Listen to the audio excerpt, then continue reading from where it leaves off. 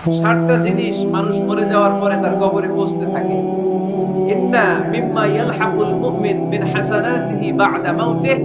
মানুষ মরে যাওয়ার পরেও যে সাতটা জিনিস তার কবরে পৌঁছায় তার মধ্যে একটা হচ্ছে মসজিদান বানাহু। সে যে মসজিদ বানিয়ে গিয়েছে ওই মসজিদের সওয়াব। সুবহানাল্লাহ পড়েন। আপনি টাকা দিয়ে মসজিদ বানিয়ে দিলেন, ওই মসজিদে মুসল্লিরা নামাজ পড়ে, রোজাদাররা এসে ওখানে ইফতার খায়, তাহাজ্জুদ আদায়কারীরা তাহাজ্জুদ পড়ে, তাদের সওয়াবের কমতি হবে না, কিন্তু তাদের সওয়াবের একটা পার্সেন্টেজ সওয়াব যে ব্যক্তি মসজিদ বানালো তার আমলনামায় আল্লাহ ঢুকিয়ে দেয়। সুবহানাল্লাহ বলতে পারলেন না? নামাজি আমার ঘরে নামাজে পড়ো আজ, দিল মে তোমার চরণ তলে হৃদয় যায় নামাজ। হে নামাজি আমার ঘরে নামাজে পড়ো আজ, দিল মে তোমার চরণ তলে হৃদয় যায় নামাজ। পড়েন আল্লাহু আকবার। কি সুন্দর লিখেছেন কাজী নজরুল ইসলাম। মসজিদ কেমন যেন মসজিদ তার নিজের ভাষায় আল্লাহর কাছে কেঁদে কেঁদে ফরিয়াদ জানায়, আল্লাহ নামাজিরা আমার ঘরে আসে না, কি সুন্দর টাইলস, কি সুন্দর মুসল্লা, কি সুন্দর এয়ার কন্ডিশন, সব আছে কিন্তু মুসল্লি নাই, ঠিক কিনা? মসজিদগুলো আল্লাহর কাছে ফরিয়াদ জানায়, এজন্য আমরা যেন মসজিদ মুখী কাজী নজরুল ইসলাম খুব সুন্দর করে বলেছেন, মসজিদেরই পাশে আমায় কবর দিও ভাই, ঠিক কিনা? মসজিদেরই পাশে আমায় কবর দিও ভাই, যেন করে হতে মুয়াজ্জিনের আযান শুনতে পাই। আমার ঘরের পাশে দিয়ে ভাই নামাজিরা যাবে, পবিত্র সেই পায়ের ধ্বনি এ বান্দা শুনতে পাবে। গোরা যাবে হতে গুনাহগার পাইবে রেহাই, মসজিদেরই পাশে আমায় কবর দিও ভাই। কত মানুষ নামাজি ভাই মসজিদাঙ্গিনাতে আল্লাহর নামের জিকির করে লুকিয়ে গভীর রাতে। আমি তাদের সাথে আল্লাহ নামে জপতে চাই, আল্লাহর নামে জপতে চাই। পড়েন সবাই, মসজিদেরই পাশে আমায় কবর দিও ভাই, যেন করে হতে মুয়াজ্জিনের আযান শুনতে পাই। চিল্লায় পড়তে হবে আমিন। কি দরদ ছিল আমাদের জাতীয় কবি কাজী নজরুল ইসলামের। মসজিদের পাশে আল্লাহ তুমি আমার কবর দিও। আল্লাহ এই দোয়াটা কবুল করে নিয়েছে, ঠিক কি না? তোমার কবরের পাশে মসজিদ আছে না নাই? আছে। এজন্য মসজিদের সাথে সম্পর্ক জুড়ে দেওয়া এটা ইমানদারের আলামত, আর মসজিদকে ঘৃণা করা এটা মুনাফিকের আলামত। এজন্য আমরা যেন আমাদের হৃদয়টাকে মসজিদের সাথে জুড়ে দেই, মসজিদের সাথে যেন সুসম্পর্ক থাকে। মসজিদ সবার, মসজিদ নিয়ে দলাদলি নেই। দলাদলি আছে অনেক জায়গায়, হানাফি মসজিদ, আহলে হাদিস মসজিদ, এরকম আমরা দেখি বা শুনি, এটা ঠিক না। হানাফি মসজিদ বলে কোনো কথা নেই, আহলে হাদিস মসজিদ বলে কোনো কথা নেই। মসজিদ সবার। ছোট্টখাট্ট বিষয় নিয়ে মসজিদে মারামারি, একজন হাত তোলে আরেকজন তোলে না, কিলাকিলি আছে না নাই? একজন বলে জোরে আমিন, আরেকজন আস্তে আমিন, মারামারি আছে না নাই? এগুলো কি মারামারি করার কোনো বিষয়? কথা বলেন। সালাতে ফরজ আছে, ওয়াজিব আছে, সুন্নাহ আছে, খেয়াল করে বুঝবেন। ফরজ যদি নষ্ট হয় সালাত ভঙ্গ হয়, you have to repeat your সালাত। ওয়াজিব নষ্ট হলে সালাত ভঙ্গ হয় না, নতুন করে পড়া লাগে না, সেজদায় সাহু দিলেই সালাত আদায় হয়ে যায়। আর সুন্নাহ নষ্ট হলে নামাজ নষ্টও হয় না, নতুন করে পড়াও লাগে না, সেজদাও লাগে না, নামাজ আদায় হয়ে যায় সুন্নাহ নষ্ট হলে। এই যে হাত তোলা না তোলা এটা সুন্নাহ, আমিন জোরে বলা না বলা এটা কি সুন্নাহ। এটা কোনো কারণে কেউ না করলেও তার নামাজ কবুল করে নেবে কে? আর এই সব সুন্নতগুলো আমাদের দেশে কিলাকিলি, মৌলভীবাজারে মাশাআল্লাহ এগুলা নাই, এখানেও আছে। এগুলোর অবসান ঘটুক আমরা চাই কি চাই না? আর কত এই ছোটখাটো বিষয় নিয়ে আমরা এই বিভেদের প্রাচীর আর দেয়ালকে উঁচু করবো আমাদের মাঝখানে? কবে আমরা ঐক্যের সিন্ডিকেট করব? কবে? আর কবে সাদা মনের মানুষ হব? কবে? আর কত? অনেক হয়েছে, আর না, এবার থামেন। বিভেদের প্রাচীরকে ভেঙে চুড়িয়ে দেন। ঐক্যের এমন সিন্ডিকেট করতে হবে যাতে কোনো অপশক্তি এই ঐক্যকে ভাঙতে না পারে, বানচাল করতে না পারে। চিল্লায় বলেন ঠিক কিনা? মিউচুয়াল রেসপেক্টের দরকার, পারস্পরিক শ্রদ্ধাবোধ সব ক্ষেত্রে, রাজনীতিতে, সামাজিক অ্যাক্টিভিটিসে আমাদের আলেম ওলামাদের মধ্যে পারস্পরিক শ্রদ্ধাবোধের দরকার। মিউচুয়াল রেসপেক্ট, কেউ কাউরে রেসপেক্ট করে না। আমি যেটা বুঝছি এটাই সব, বাকি সব হারাম, এরকম বলে না অনেকে? এরকম যেন না করি। তাহলে মসজিদ সবার, মসজিদ আল্লাহর হাবিব সাল্লাল্লাহু আলাইহি ওয়াসাল্লাম খ্রিস্টানদেরকে মসজিদে ঢুকতে দিয়েছে, আর আমরা মুসলমান ভাইয়ের জন্য মসজিদে তালা ঝুলাই দিই। আছে না নাই? আল্লাহর হাবিব সাল্লাল্লাহু আলাইহি ওয়াসাল্লাম কোথাও গেলেই প্রথমে মসজিদ বানাতেন। কি বানাতেন? মসজিদ বানাতেন। মক্কা থেকে হিজরত করে মদিনায় আসলেন, কুবায় থাকলেন কয়েক সপ্তাহ। কুবা পল্লীতে তিনি মসজিদ বানালেন, মসজিদ কুবা। ওখানে প্রতি শনিবার কেউ যদি ওযু করে ওখানে যে 2 রাকাত নামাজ পড়ে, একটা কবুল উমরার সওয়াব আল্লাহ তাআলা তার আমলনামায় দিয়ে দেয়। মসজিদে কুবা বানালেন। তারপরে মদিনায় এসে মসজিদে নববী বানালেন আল্লাহর হাবিব সাল্লাল্লাহু আলাইহি ওয়াসাল্লাম, মসজিদে নববী। এটা ছিল আল্লাহ রাসূল সাল্লাল্লাহু আলাইহি ওয়াসাল্লামের বৈশিষ্ট্য। কোথাও গেলেই তিনি মসজিদ বানাতেন, মসজিদে নববী। আরে এখন তো কত সুন্দর মসজিদ আমরা দেখি, আমরা যে সালাত পড়ি। আল্লাহর হাবিব সাল্লাল্লাহু আলাইহি সাল্লামের সময়ে মসজিদে নববী কি এরকম ছিল? কথা বলেন।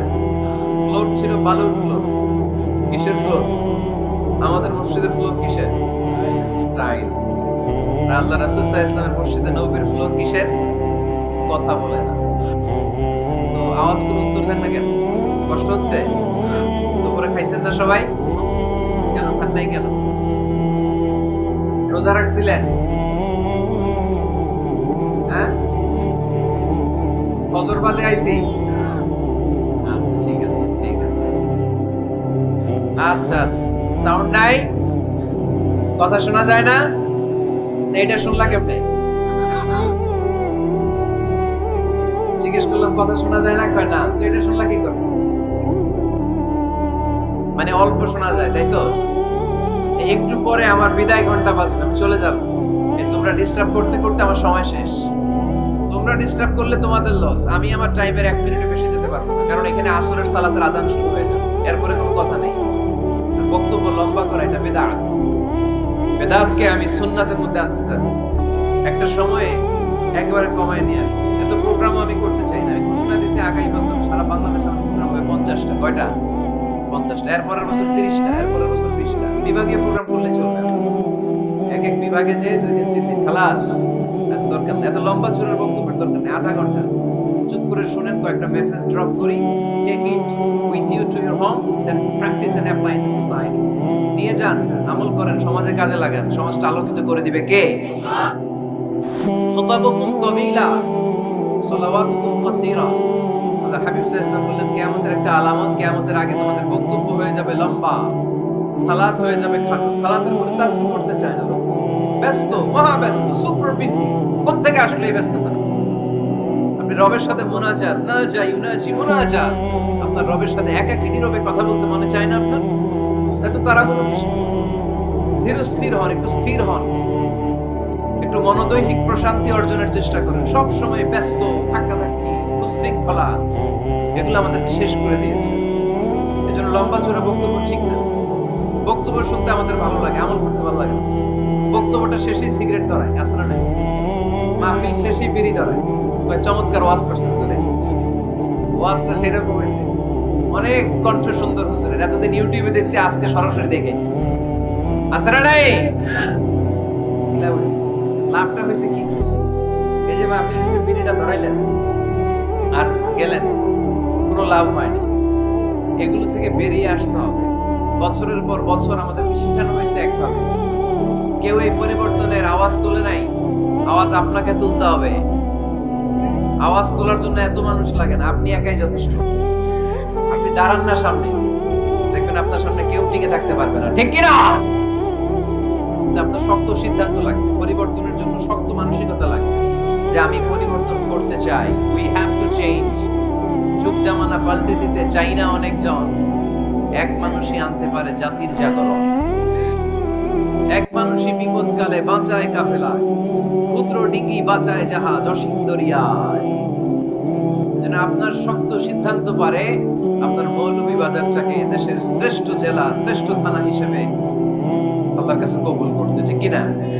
এই জন্য লম্বা চূড়া আলোচনা ঠিক না। ছোটখাটো অল্প একটা মেসেজ নিয়ে যেতে পারলেই that's enough. One of the minor sign before the day of judgment, your Islamic lectures will be very long, and your salah 5 times a day will be short. কিয়ামতের আগে বক্তব্য লম্বা, নামাজ খাটো, তাসবিহ পড়ে না, ব্যস্ত, মহাব্যস্ত। এই মহাব্যস্ততা ছাড়েন, কোরআন সুন্নাহর দিকে ফিরে আসেন। বরকত দিবে কি? বিশ্বনবীর মসজিদে নববীর ফ্লোর বালুর ফ্লোর ছিল, আমাদের ফ্লোর টাইলস। আল্লাহর হাবিব সাল্লাল্লাহু আলাইহি ওয়াসাল্লামের মসজিদে বালি নিচে, এই বালিতে নামাজ পড়তেন। বৃষ্টি হলে কাদামাটি হয়ে যেত, কাদামাটিতেই সেজদা করতেন। সেজদা করলে কাদার মাটি আল্লাহর হাবিব সাল্লাল্লাহু আলাইহি ওয়াসাল্লামের নাকে আর কপালে লেগে যেত। তিনি সালাম ফিরিয়ে সাহাবাদের দিকে মুখ ফিরিয়ে বসলে দেখতেন প্রতিটা সাহাবীর নাকে আর কপালে কাদার মাটি মিশে আছে। তার মানে প্রিয় নবী সাল্লাল্লাহু আলাইহি ওয়াসাল্লামের মসজিদে নববী ছিল কাঁচা, কিন্তু মুসল্লি ছিল পাকা। আমাদের মসজিদগুলো হয়েছে পাকা, কিন্তু মুসল্লি কাঁচা, ঠিক কি না? ফজরের সালাতে মানুষ নাই। ইমাম সাহেব আছেন কে কে এলাকায়? দেখি ইমাম, মসজিদের ইমাম। মাশাআল্লাহ। আপনাদের এইখানে মসজিদে ফজরের নামাজে কয় কাতার হয়? 5 জন 6 জন। কেনে এত কম? কেনে হ্যাঁ আসে না, আসতে চায় না। এই যে 5-6 জন ফজরের সালাতে, কল্পনা করতে পারেন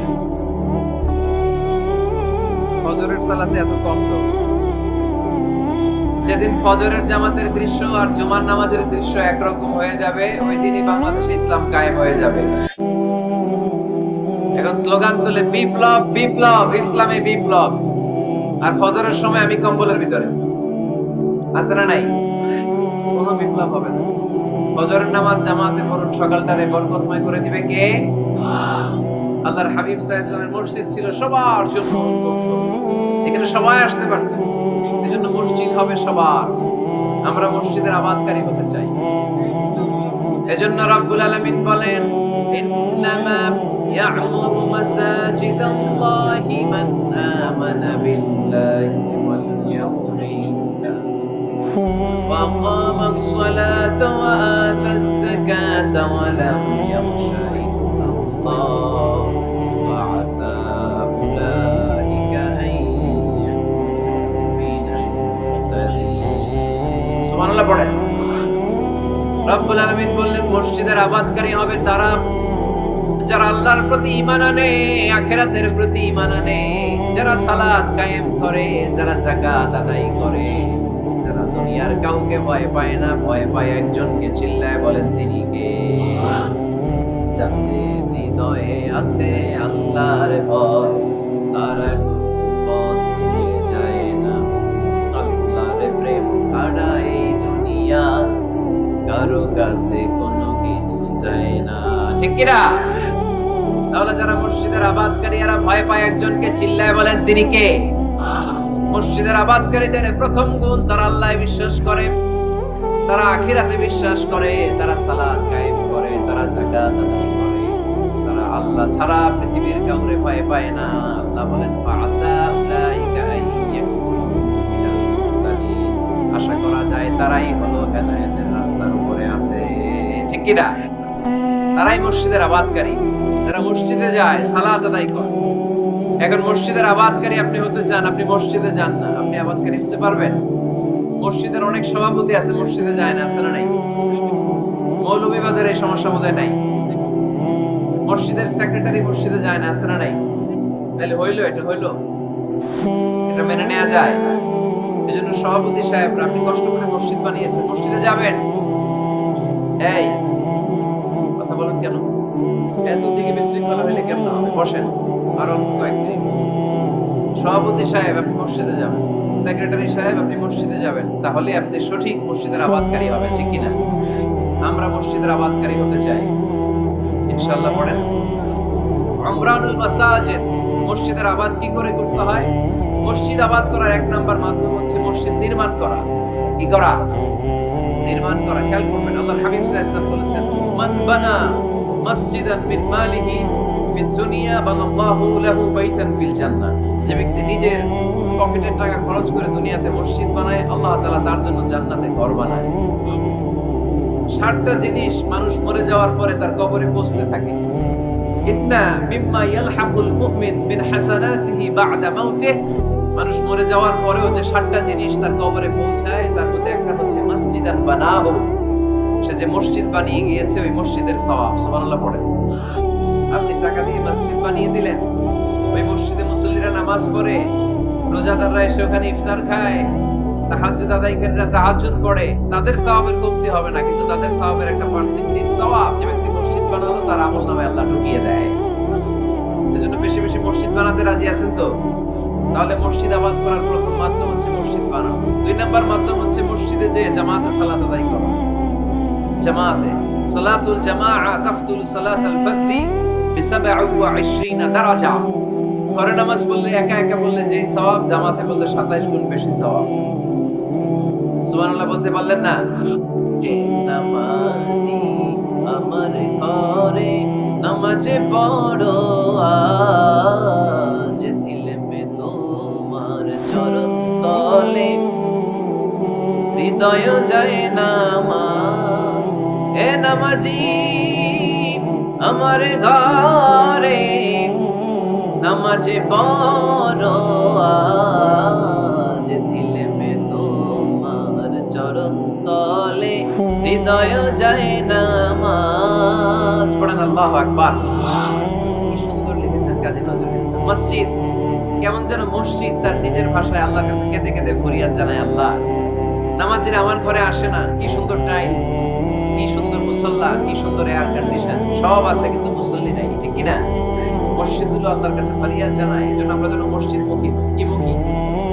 আওয়াজ করে বলতে হবে, কি মুখী?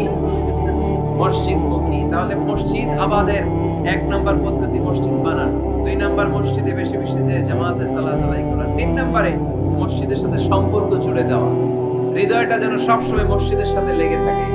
আল্লাহর হাবিব সাল্লাল্লাহু আলাইহি ওয়াসাল্লাম বললেন, সাবআতুন ইউযিল্লুহুমুল্লাহু ফি যিল্লিহি ইয়াওমা লা যিল্লা ইল্লা যিল্লু। 7 শ্রেণীর ব্যক্তিকে আল্লাহ তাআলা কিয়ামতের দিন আরশের নিচে ছায়া দিবে, যেদিন আল্লাহর আরশের ছায়া ছাড়া কোনো ছায়া পৃথিবীতে থাকবে না। সেই দিনটা কি এই দিনের মতো? কিয়ামতের দিনটা আজকের এই দিনের মতো হবে? 50,000 বছর হবে। এটা লেন্থ, এটা ডিউরেশন।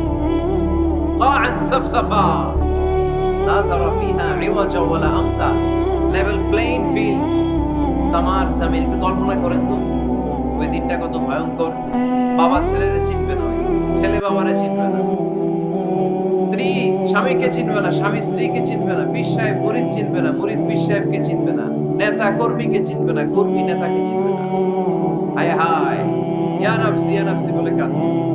সূর্যটা মাথার কাছে চলে আসবে, সূর্যের তাপে মাথার মগজগুলো গলে গলে নাকের ছিদ্র আর কানের ছিদ্র দিয়ে টপ টপ করে বেয়ে বেয়ে পড়বে।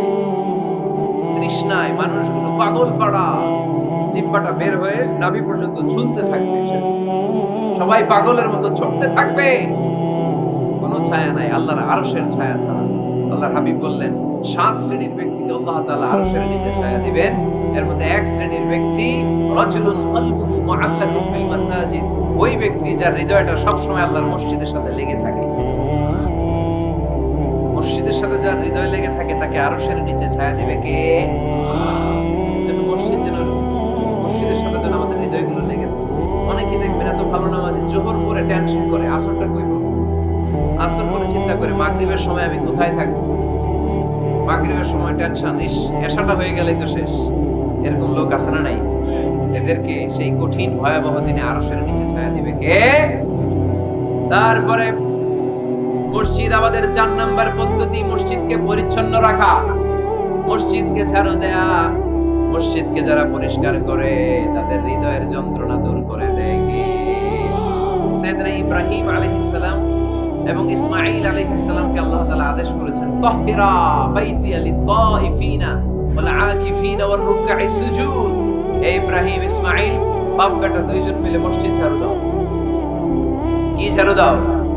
মসজিদেরি ঝাড়ু পড়দার ও কামারে হাত শোনো আমারে মুনাজাত। পড়েন, শোনো শোনো ইয়া ইলাহি আমারে মুনাজাত, শোনো আমারে মুনাজাত।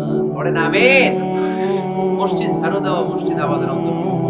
আপনারা কেউ কোনোদিন মসজিদ ঝাড়ু দিয়েছেন না? কে কে দিয়েছেন দেখি? সবাই সবাই মসজিদের খাদেম? মাশাআল্লাহ। আমিও দিছি মসজিদ ঝাড়ু, অনেক দিছি। মাশাআল্লাহ, আল্লাহ তুমি কবুল করো। যাদের হৃদয়ে বড় জ্বালা, ফ্যামিলিতে সুখ নাই, শান্তি নাই, তারা হৃদয়ে প্রশান্তি আনতে চাইলে এতিমখানায় যাবেন, এতিমের মাথায় হাত বুলিয়ে দিবেন, এতিমের মুখে খাবার তুলে দিবেন, আপনার হৃদয়টারে নরম করে দিবে কে? আল্লাহর ঘর মসজিদে যাবেন, নিজ হাতে মসজিদটারে পরিষ্কার করে দিবেন, আপনার জীবনটারে উজালা করে দিবে কে? তাহলে এগুলো করার মাধ্যমে আমরা মসজিদের আবাদ করতে চাই। আমরা মসজিদের আবাদকারী হতে চাই কি চাই না? আল্লাহর ঘর মসজিদ আবাদ করার মতো শ্রেষ্ঠ কাজ পৃথিবীতে হতে পারে না। এই মসজিদের কিছু আদব আছে, আল্লাহ রাসূল সাল্লাল্লাহু আলাইহি ওয়াসাল্লাম বলেছেন এই আদবগুলো মেইনটেইন করে যেন আল্লাহর ঘর মসজিদের সাথে আমরা ব্যবহার করি। মসজিদের এক নম্বর আদব হচ্ছে মসজিদে ওযুর সাথে প্রবেশ করা। কিসের সাথে? ওযু করে পরিচ্ছন্ন হয়ে মসজিদে প্রবেশ করা। এজন্য অপবিত্র অবস্থায় গোসল ফরজ, এরকম অবস্থায় মসজিদে ঢোকা যাবে? কথা বলেন, ঢোকা যায়? যেই নারীদের মাসিক চলতেছে, মেনস্ট্রুয়েশনাল পিরিয়ড চলতেছে, ওই নারীদের পক্ষে মসজিদে ঢোকা জায়েজ আছে? নাই। তাহলে এটা হলো এক নম্বর আদব। মসজিদে ঢোকার সময় কি করে ঢুকবো? ওযু করে। আওয়াজ করে বলেন, কি করে ঢুকবো? ওযু করে। দুই নম্বর আদব হচ্ছে মসজিদে যাওয়ার সময় সবচেয়ে ভালো জামাটা পরে যাও, সবচেয়ে ভালো পাঞ্জাবিটা পরে যাও। জানতো আপনারা? না সবচেয়ে সিরাটা পরে যাও? হ্যাঁ, অনেকের নামাজের জন্য একটা পুরান জামা আছে, সিরা পারা, এদিকে হাত উঠালে দেখতে দেখা যায়, আছে না নাই? সবচেয়ে সিরা পারাটা রাখে নামাজের জন্য, কপাল পোড়া। আর সুন্নাতে খাতনার অনুষ্ঠানে গেলে মাশাআল্লাহ লেহেঙ্গা গায়ে দিয়ে যায়, আছে না নাই? না, আপনি ইবাদতের জন্য সবচেয়ে সুন্দর জামাটা রাখবেন। এজন্য রাব্বুল আলামিন বলেন, ইয়া বানি আদম খুযু যিনাতাকুম ইনদা কুল্লি মাসজিদ। ও বনি আদম, তুমি যখন আল্লাহর ঘর মসজিদে ঢুকবা, ও বনি আদম, তুমি যখন নামাজের মুসল্লায় দাঁড়াবা, তোমার সবচাইতে দামি, সবচাইতে সুন্দর জামাটা গায়ে দিয়ে তুমি নামাজে দাঁড়াও। ঠিক কি না? তাহলে এখন মসজিদে যাওয়ার সময় কি গায়ে দিয়ে যাবেন বলেন? কিতা করবেন? হ্যাঁ, মাশাআল্লাহ, হ্যাঁ, সবচেয়ে ভালো কাপড়টা আয়রন করে পারফিউম মেখে তারপরে আমরা যাব। রাজি আছেন তো? তিন নম্বর আদব হচ্ছে মসজিদে ঢোকার সময় বাম পা দিয়ে ঢুকতে হয়।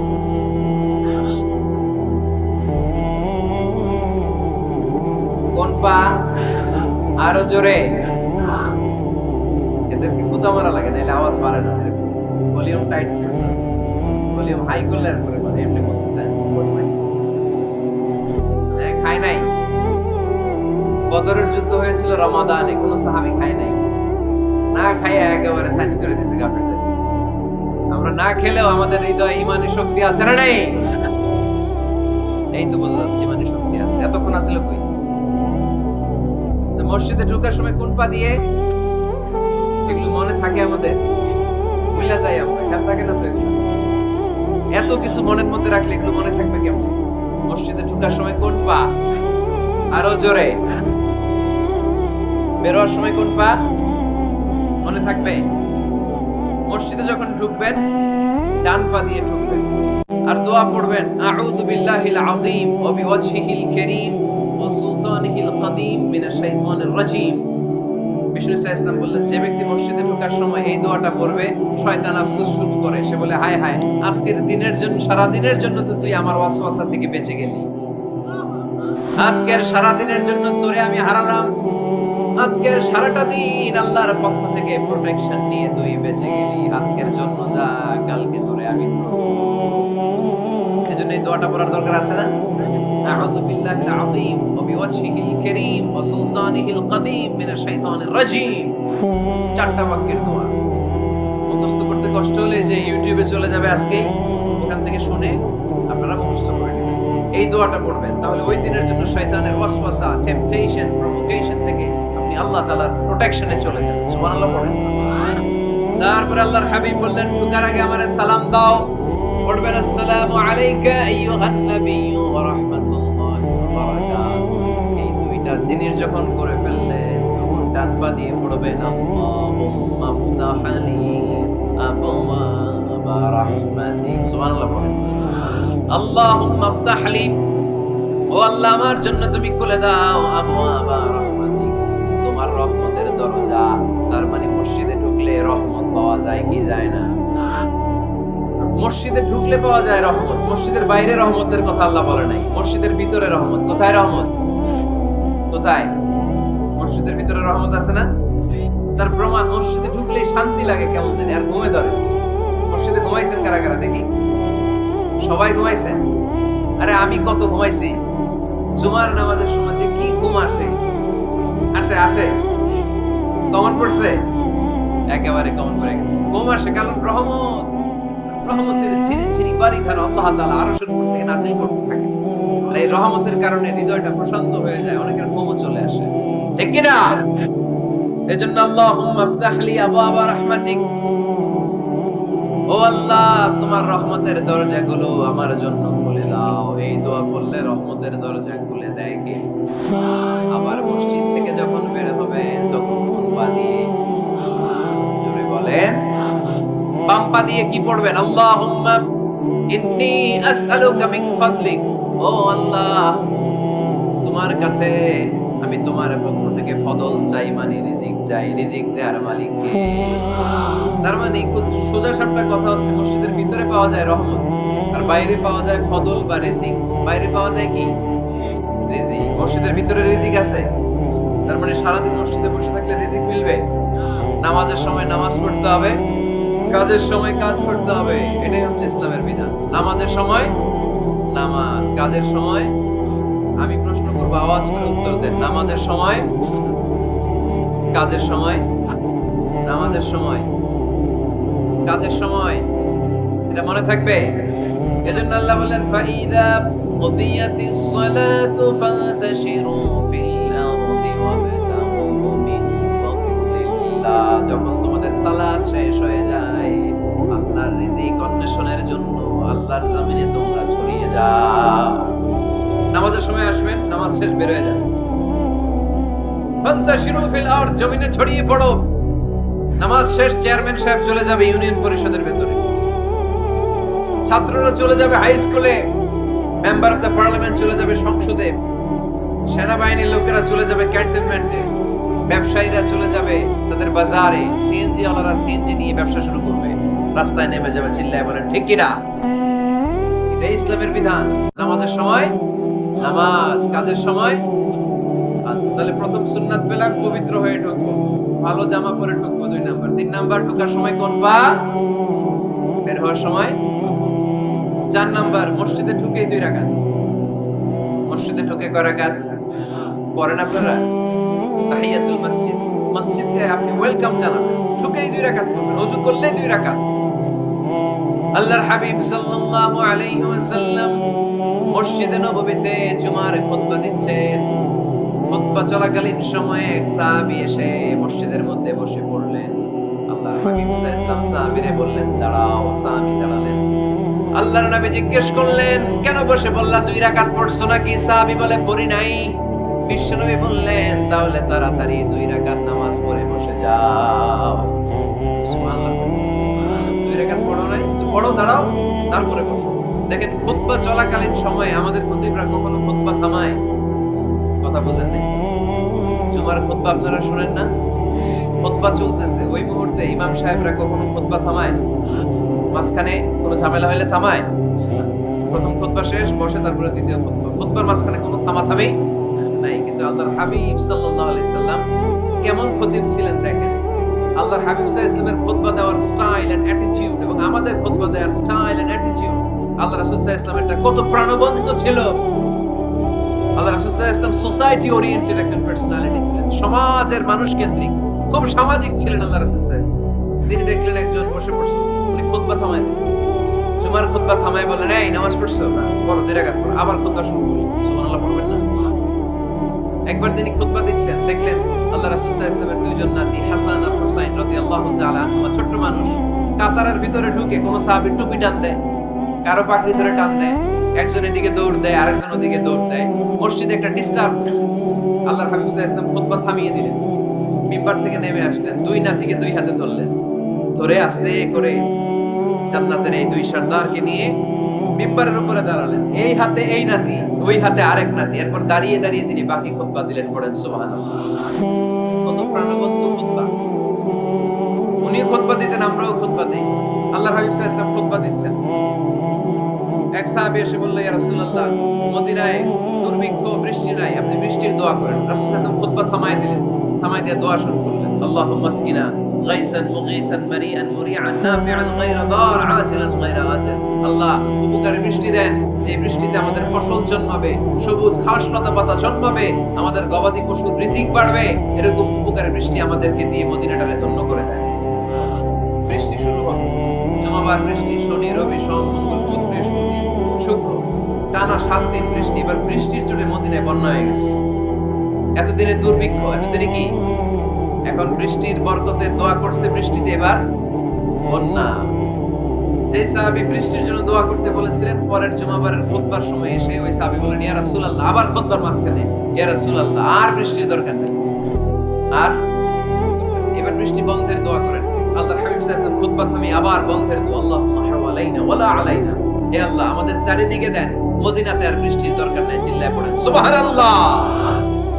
এজন্য খতিব হবে এরকম প্রাণবন্ত খতিব। সমাজে কি চলে, কি ক্রাইসিস, কি সংকট, ইয়াংরা কোন সমস্যায় ভোগে, আমাদের রাজনৈতিক অঙ্গনে কি সমস্যা, আমাদের অর্থনৈতিক অঙ্গনে কি সমস্যা, আমাদের সামাজিক অঙ্গনে কি সমস্যা, আমাদের পরিবারগুলোর ভেতরে কি ঝামেলা, প্রত্যেকটা কথা মসজিদের মিম্বার থেকে আসার দরকার আছে না নাই? আল্লাহর হাবিব সাল্লাল্লাহু আলাইহি ওয়াসাল্লাম এভাবেই সমাজকে ঠিক করে দিতেন। 2 রাকাত মসজিদে ঢুকে আজকে থেকে আমরা পড়ব। মসজিদে ঢুকলেই কয় রাকাত মনে থাকবে না ভুলে যাবেন? তারপরে আল্লাহর হাবিব সাল্লাল্লাহু আলাইহি ওয়াসাল্লাম বলেছেন, খবরদার কবরের উপর মসজিদ বানিও না। কবরস্থান একদিকে, মসজিদ আর একদিকে। কিন্তু বাংলাদেশে মসজিদের সাথে কবর মিলানো আছে না নাই?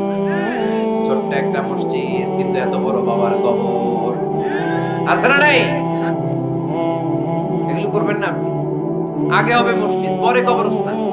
যেমন মসজিদে নববী হয়েছে আগে, তারপরে বিশ্বনবীর কবর এখানে আছে না নাই? মসজিদে নববী প্রতিষ্ঠিত হয়েছে আগে, পরে বাকি কবরস্থান আছে না নাই?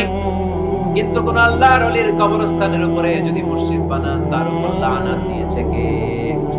লাআনা রাসূলুল্লাহ আলাল ইয়াহুদ ওয়ান নাসারা ইত্তাখাযু কুবুর আমবিয়াইহিম মাসাজিদা।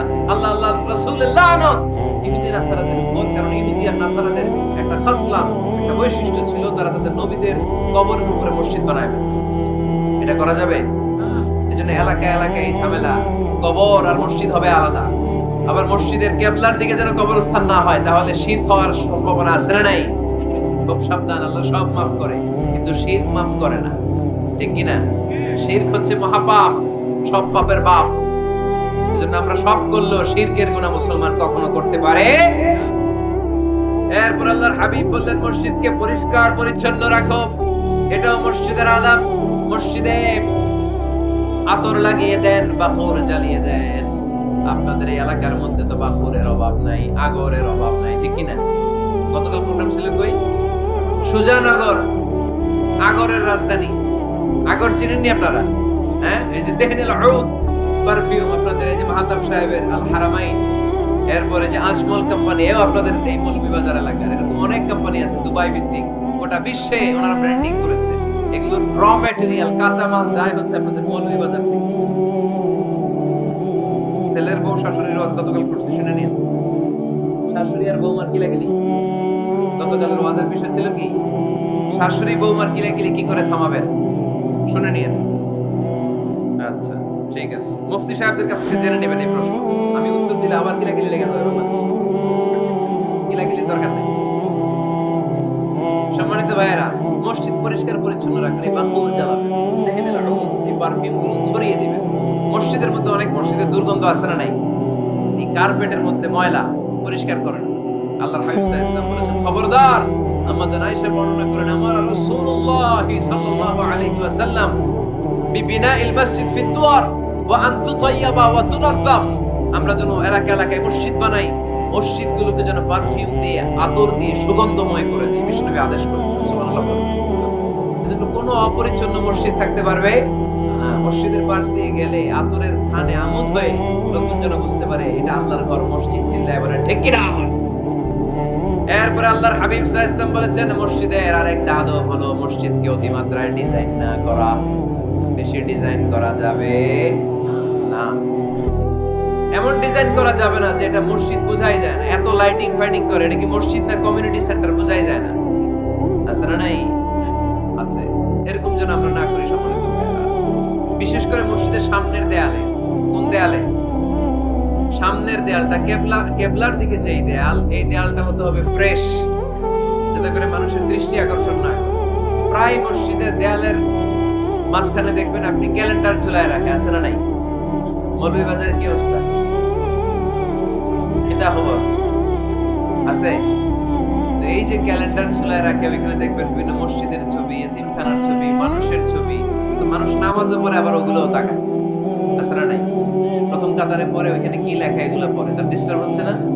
এই মুসল্লির দৃষ্টি যাতে অন্যদিকে না যায়, এটা খেয়াল রাখতে হবে। যদি পারা যায়, মসজিদের সামনে কোনো করিডোরই চলবে না। গড়ি মসজিদের পেছনের দেয়াল, সময়সূচি পেছনের দেয়ালে, সব পেছনে। সময় কয়টা বাজে ওটা ইমাম দেখলে চলবে, ইমাম আপনারাও দেখবেন। কিন্তু সামনের দেয়ালটা যত সিম্পল করা যায়। আল্লাহর হাবিব সাল্লাল্লাহু আলাইহি ওয়াসাল্লাম নামাজ পড়া অবস্থায় সামনে এমন কিছু রাখতেন না যেটার দ্বারা আল্লাহর হাবিব সাল্লাল্লাহু আলাইহি ওয়াসাল্লামের সালাতে মনোযোগ অন্যদিকে চলে যায়। আমরা যখন সালাত করি, যদি অন্যদিকে তাকাই, ফেরেশতার মাধ্যমে আল্লাহ একটা ডাক দেয়, বলে আকবিল, এই বান্দা ফিরে আয়, তোর নজর থাকা দরকার সিজদার জায়গায়, ফিরে আয়। আপনি আবার যখন অন্যদিকে তাকান, আল্লাহ বলে ফিরে আয়, সিজদার দিকে তাকা। আপনি আবার যখন ঘড়ির দিকে তাকান, আল্লাহ বলে আকবিল, ফিরে আয়, সিজদার দিকে তাকা। আপনি যখন আবার অন্যদিকে তাকান, তখন আল্লাহ বলে লা হাজাতা লি ইলা সালাতি, তোর এই নামাজের দরকার আমার নাই। নাউজুবিল্লাহ পড়বেন না? তোর এই নামাজের দরকার আমার নাই। ওযু করে কষ্ট করে যাকে খুশি করার জন্য আপনি সালাতে দাঁড়ালেন, উনি যদি বলে এই নামাজের দরকার নেই, তা কার জন্য নামাজ পড়লেন আপনি? কথা কি বুঝতে পেরেছেন?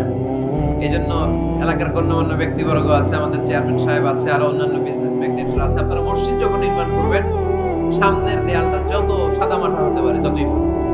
এমনকি জায়নামাজের মধ্যে এখন কাবা ঘরের ছবি আছে না নাই? আছে না? কি মুসলমান নিজের কাবারে নিজে লাথি মারি নামাজের আগে, মনের অজান্তে নিজের কাবাকে নিজে লাথি মারছি। এরকম জায়নামাজ ব্যবহার করা নিষেধ। চিল্লায় বলেন ঠিক কি না? সাদা ফ্রেশ জায়নামাজ বাজারজাত করেন, আপনাদের সিদ্ধান্তই ওনাদের ব্যবসা বয়কট হয়ে যাবে। আপনারা যদি এখন থেকে মসজিদের মিনারা আর কাবা ঘরের যে প্রতিকৃতি বা ছবি, এরকম ছবি সম্বলিত জায়নামাজ কিনা বন্ধ করে দেন, এদের মার্কেট থাকবে? কথা বলেন। কালকে থেকে আমরা জায়নামাজ কেনার সময় ফ্রেশ জায়নামাজ কিনি। কোন মসজিদ, কোন মিনার, আমাদের কাবা ঘরের ছবি সম্বলিত কোন জায়নামাজ কিনা যাবে? আওয়াজ করে বলেন যাবে? যাবে। এগুলো হচ্ছে মসজিদের আদাব। এগুলো রক্ষা করে মসজিদে ঢোকার দরকার আছে না নাই? পৃথিবীতে 3টা মসজিদ সবচাইতে শ্রেষ্ঠ মসজিদ। কয়টা? আওয়াজ করে বলেন না। 1 নাম্বার মসজিদুল হারাম, ফাওয়াল্লু উজুহাকুম শাতরা, যেখানেই তোমরা নামাজ পড়ো না কেন মসজিদের হারামের দিকে হয়ে নামাজ পড়ো। কিবলা কোন দিকে আজকে? এদিকে। এইদিকে কিবলা। আমি যদি এদিকে হয়ে পড়ি, নামাজ হবে না? হবে না কেন? কারণ কিবলামুখী হয়ে নামাজ পড়া ফরজ। চিল্লায় বলেন ঠিক কি না? মসজিদুল হারাম পৃথিবীর প্রথম মসজিদ। ওখানে একটা ঘর আছে, ঘরটার নাম হলো কাবা। ইন্না আউওয়ালা বাইতিন উদিআ লিন-নাসি লাল্লাযী বিবাক্কাতা মুবারাকা। এই পৃথিবীর প্রথম ঘর, যেই ঘরটা স্থাপিত হয়েছে বাক্কা শহরে। বাক্কা মক্কার আগের নাম, এখন শহরের নাম মক্কা। আগে নাম ছিল কি? সবাই বলেন কি নাম ছিল? মক্কা। এটা পৃথিবীর আদি ঘর। সব নবীদের পরশধন্য পদধূলিতে এই জায়গাটা বরকতময় হয়েছে। এটা এমন ঘর, যে ঘরের চারদিকে 1 রাকাত নামাজ পড়লে 1 লক্ষ রাকাতের সওয়াব পাওয়া যায়। হজ উমরা করেছেন কে কে দেখি? হজ উমরা করেছেন আপনারা না? মাশাআল্লাহ। আমরা যারা করতে পারি নাই, আল্লাহ তাদেরকে তৌফিক দাও। আমরা যেন এই কাবা ঘরে যে প্রাণ ভরে সালাত আদায় করতে পারি, আল্লাহ তৌফিক দান। আমরা যেন মসজিদে নববীতে যে প্রাণ ভরে সালাত করতে পারি, তৌফিক দান করো। আল্লাহর হাবিব সাল্লাল্লাহু আলাইহি ইসলামের কবরের সামনে দাঁড়িয়ে যেন আমরা প্রাণ খুলে মন প্রাণ উজাড় করে বিশ্ব নবী সাল্লাল্লাহু আলাইহি ইসলামকে সালাম দিতে পারি, আল্লাহ তৌফিক দান করো। এই কাবা ঘরকে কেন্দ্র করে প্রতিদিন 100টা রহমত নাজিল। আওয়াজ করে বলেন কয়টা? আল্লাহর হাবিব বললেন প্রতিদিন প্রতিনিয়ত 100টা রহমত নাজিল হতেই থাকে। সিত্তুনা লিত-তাইফিন, 60টা রহমত তাদের উপর নাজিল হয় যারা কাবা ঘরের চারদিকে তাওয়াফ করে। আরবাঈনা লিল মুসাল্লিন, বাকি 40টা নাজিল হয় যারা কাবা ঘরের পাশে নামাজ পড়ে। ওয়া 20 লিন-নাযিরিনা ইলাল কাবা, বাকি 20টা রহমত প্রতিনিয়ত নাজিল হয় যারা তাওয়াফ করে না, সালাত আদায় করে না, শুধু কাবার গিলাফের দিকে তাকিয়ে থাকে। কাবার দিকে তাকায় থাকলেই সওয়াব। সুবহানাল্লাহ পড়েন। এক রাকাতে কয় লক্ষ রাকাতের সওয়াব। এজন্য আল্লাহর হাবিব সাল্লাল্লাহু আলাইহি ওয়াসাল্লাম বলেছেন, লা তুশাদ্দু রিহাল ইল্লা ইলা সালাসাতি মাসাজিদ, স্পেশাল ভার্চু এন্ড রিওয়ার্ড। বিশেষ সওয়াবের নিয়তে পৃথিবীর এই 3টা জায়গা ছাড়া কোথাও নিয়ত করে ভ্রমণ করা জায়েজ নাই। এক হচ্ছে মসজিদুল হারাম, 2 হচ্ছে মসজিদ নববী, 3 হচ্ছে মসজিদুল আকসা। এই 3টা মসজিদ ছাড়া পৃথিবীর কোনো মসজিদে নিয়ত করে সফর করা যাবে না। বিশেষ নিয়তে সফর করা যাবে না, যে আমি যদি এই মৌলভীবাজারের জামে মসজিদে যাই বেশি সওয়াব পাওয়া যাবে, এই নিয়তে সফর করা যাবে না। বেশি সওয়াব শুধু এই 3 মসজিদ। মসজিদুল হারামে এক রাকাতে কত রাকাতের সওয়াব? কথা কয় না, বুঝে নাই বোধহয়। কয় লক্ষ? আর মসজিদে নববীতে এক রাকাতে 1000 রাকাতের সওয়াব। আরেক বর্ণনায় আছে 50,000, বর্ণনাটা দুর্বল। সহিহ বর্ণনায় এসেছে এক রাকাতে 1000 রাকাতের সওয়াব। মসজিদুল আকসায় সালাত করলে এক রাকাতে, এক বর্ণনায় এসেছে 250 রাকাতের সওয়াব, আরেক বর্ণনায় এসেছে 500 রাকাতের সওয়াব। এই 3টা মসজিদ ছাড়া নামাজ পড়লে বেশি সওয়াব হবে। এই নিয়তে সফর করা যাবে? চিল্লায় বলেন যাবে। তুমি মসজিদটা দর্শন করার জন্য যেতে পারো। মসজিদটা দেখতে কেমন, এটার ক্যালিগ্রাফিক্যাল ডিজাইন কেমন, এটার আর্কিটেকচারাল ডিজাইন কেমন, এটার দৃষ্টিনন্দন সৌন্দর্য কেমন, মসজিদটা দেখতে কেমন, দেখতে যেতে পারবেন। কিন্তু বিশেষ সওয়াব রিওয়ার্ড এই 3টা মসজিদ ছাড়া অন্য কোনো মসজিদের জন্য হবে না।